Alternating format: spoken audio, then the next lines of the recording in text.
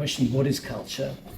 There is a question of the respect which is given to the people's ways of life, which are changing.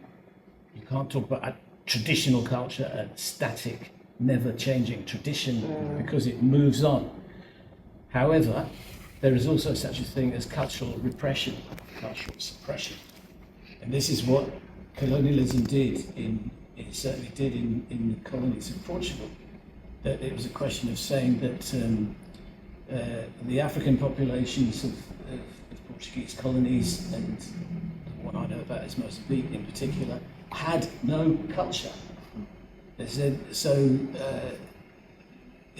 you're starting from, in terms of the colonialist perspective, you're starting from a minus, and that's where liberation comes in.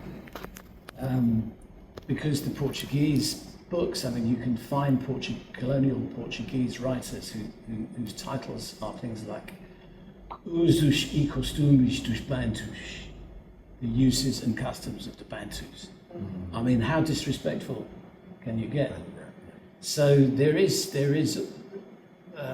before you're going to change culture and change things in the ways that your play's making the point, there is a question of reclaiming what is yours, which has been denied, and that is an issue which applies to decolonization, which is one of the topics, the themes which I think we're talking about today.